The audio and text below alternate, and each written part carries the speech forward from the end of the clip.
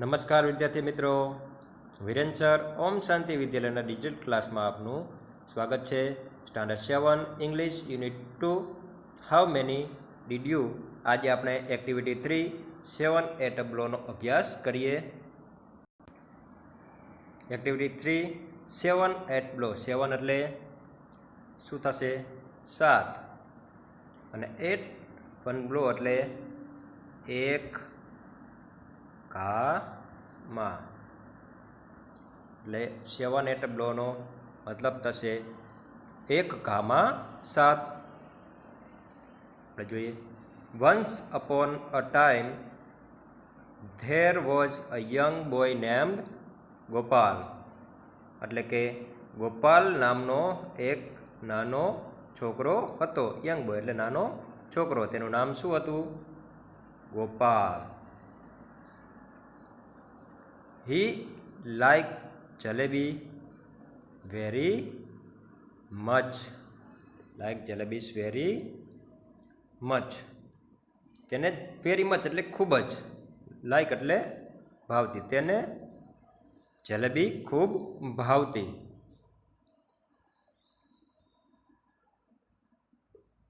One day એક દિવસ. He bought some fresh jalebi. એક દિવસ એ તાજી જલેબી ખરીદીને લાવ્યો. બોટ એટલે ખરીદી. બાયનું ભૂતકાળનું રૂપ બોટ હે. બાય એટલે ખરીદું, બોટ એટલે ખરીદી. ફ્રેશ જલેબી એટલે તાજી જલેબી અને ખરીદી. He put them in a dish. Dish એટલે થાળી. તેણે તેને એક થાળીમાં મૂકી. કોને? તો આ ધેમ. ધેમ કોના માટે વપરાયેલું છે?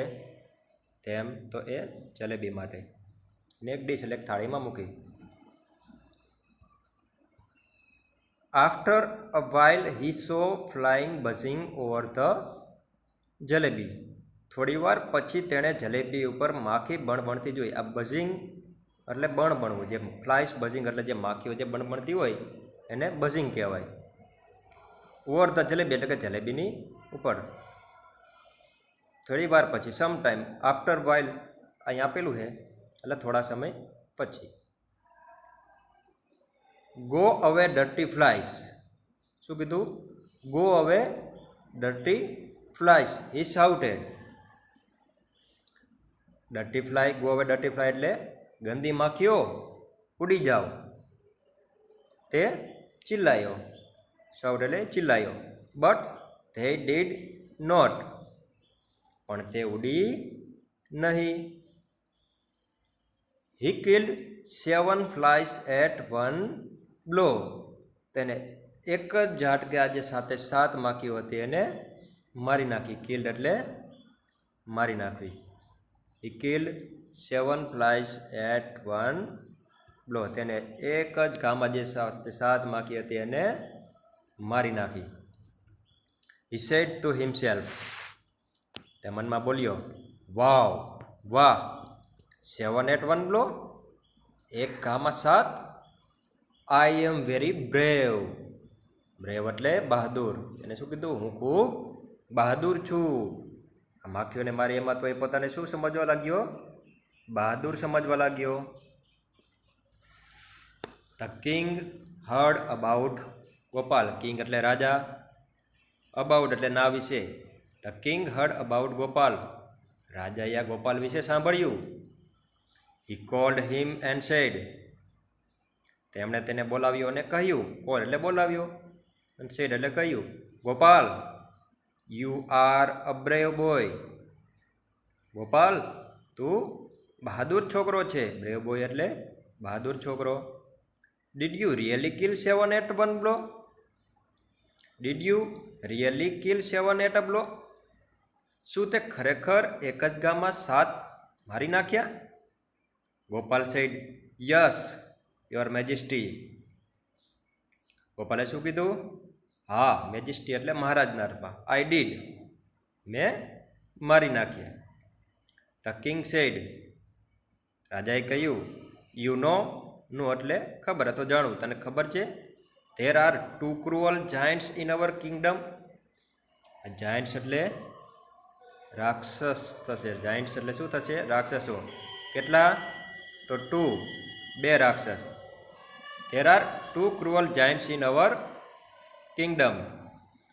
તને ખબર છે કે આપણા રાજ્યમાં 2 ઘાતકી રાક્ષસો છે. They trouble people. ટ્રબલ એટલે હેરાન કરતા, એને શું કહેવાય? ટ્રબલ. તેઓ લોકોને હેરાન કરે છે. There is no one to catch or kill them. તેઓને પકડે કે મારે એવું કોઈ નથી. ધેર ઇઝ નો વન, કોઈ એવું નથી કે કેચ એટલે એમને પકડે અને કિલ એટલે મારું, તેમ એટલે તેઓને એટલે કે રાક્ષસોને કોઈ પકડીને મારે એવું કોઈ નથી. ગોપાલ આસ્ક્ડ એટલે ગોપાલે પૂછ્યું. Did anyone try to catch them before. Before એટલે પહેલાં, ટ્રાય એટલે પ્રયત્ન કરવું, કેચ એટલે પકડવાનો. Try to catch them before એટલે કે પહેલાં કોઈએ તેઓને પકડવા પ્રયત્ન કર્યો. ધ કિંગ રિપ્લાય એટલે કે રાજાએ ઉત્તર એટલે જવાબ આપ્યો. યસ, હા. Many people tried. આ ઘણા લોકોએ પ્રયત્ન કર્યો હતો. ટ્રાઈડ એટલે કર્યો હતો, ભૂતકાળનું રૂપ છે. બટ ધે ફેલ, પણ તેઓ નિષ્ફળ. ફેલ એટલે નિષ્ફળ ગયા. યુ આર બ્રેવ, તું બહાદુર છે. You kill 7 at a time, કે તે એક જ ગામમાં 7 મારી નાખે. એમ રાજાએ શું કીધું કે યુ આર બ્રેવ, તું બહાદુર છે. You kill 7 at a time, તે એક જ ગામમાં 7ને મારી નાખ્યા. જાયન્ટ્સ આર ઓનલી 2, અને રાક્ષસો તો માત્ર કેટલા છે? 2 જ છે.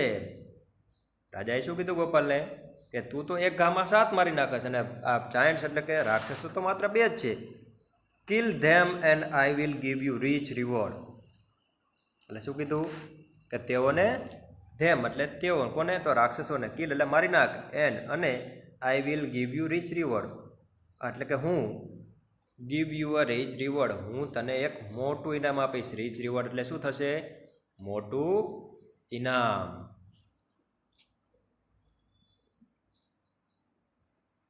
ગોપાલ ન્યૂ, નોનું ભૂતકાળ રૂપ ન્યૂ.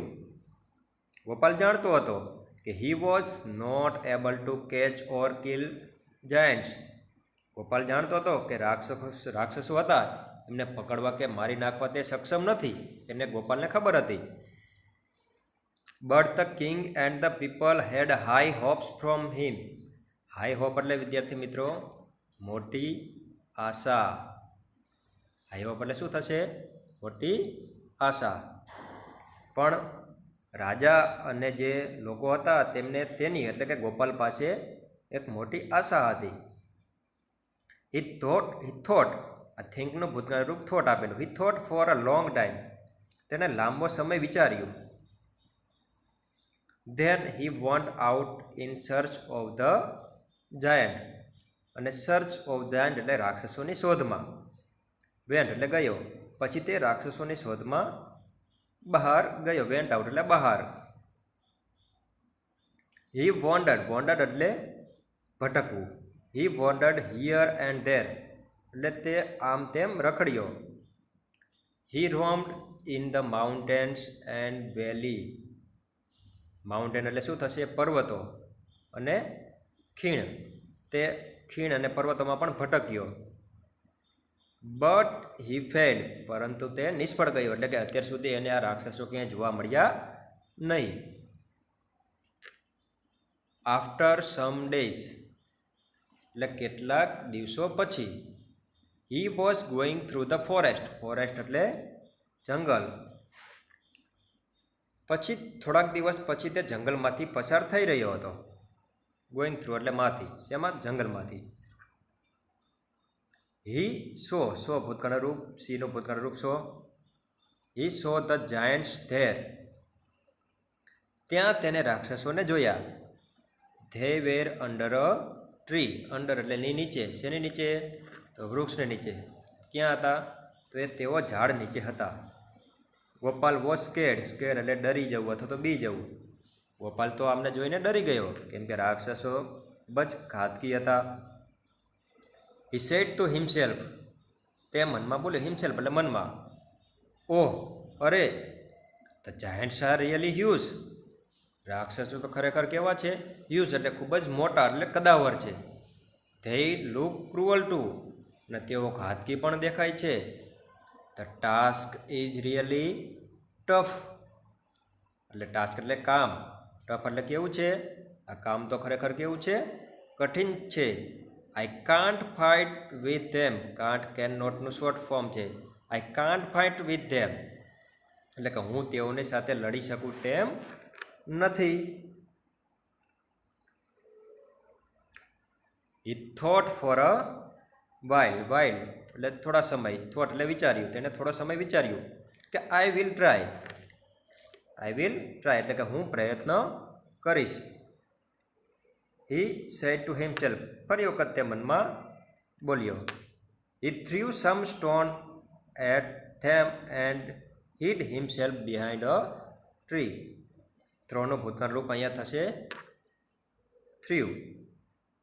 થ્રુ એટલે ફેંકવું, થ્રુ એટલે ફેંક્યા, સ્ટોન્સ એટલે પથ્થરો.